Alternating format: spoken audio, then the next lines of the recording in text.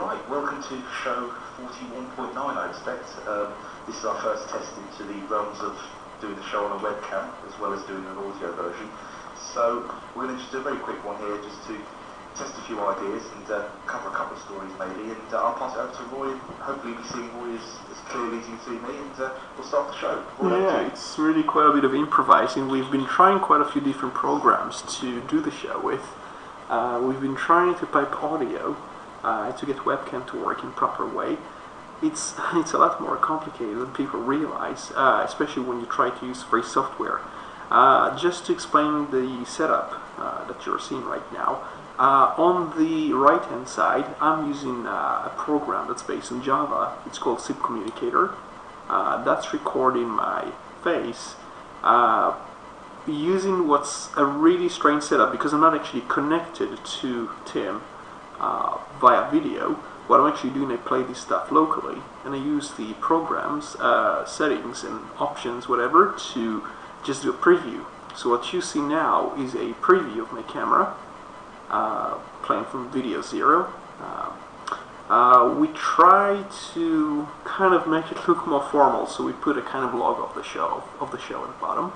But that's obviously going to improve, and we will try to work out things to do with resolution and display in a more professional way. But this is really kind of treated as a beta or an alpha, whatever. On the other side of the screen, if you look to the left, hopefully that comes out well in the final video, because we haven't tried this before.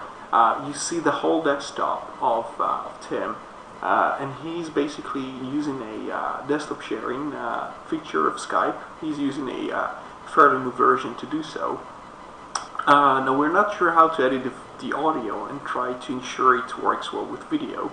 But the plan is to first try to put both the video and audio in such a way so that they get captured and synchronized in a reasonable fashion.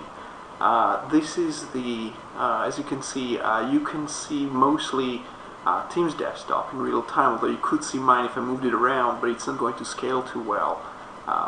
My desktop is about 4,000 pixels wide, and I could move it around and kind of show parts of my desktop, but it's a lot better if Tim is going to be the one driving the wheel and showing the web browsers as we speak about certain topics, for example.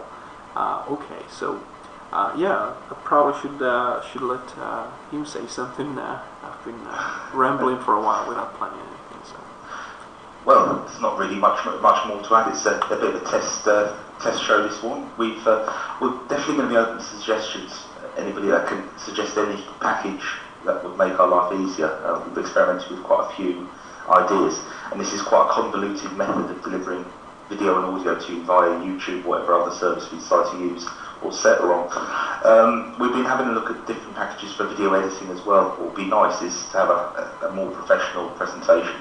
So if you do have any suggestions, I've looked at Simulera and Kden Live, I think it's called, and they're very good, but they're going to take a time to master and to work out all the features. Certainly for Kden Live and Simulera, they've got control panels like a Boeing 747, and it's not something you can just dive into and create a masterpiece straight away. So hopefully we'll get some suggestions as to how to improve the show.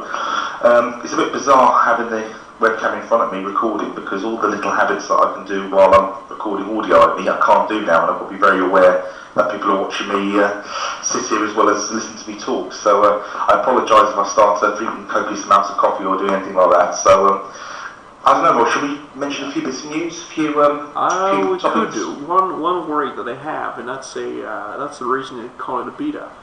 Sometimes I have some issues with the encoding of the video, so what's going to happen on occasions is that the audio will be cut off at some well, no, it's not. I think after about 5 minutes, sometimes there is a habit of the program to not quite be so reliable enough to get the signal right, and then it basically raises some exception and doesn't encode the audio, and then you just get video.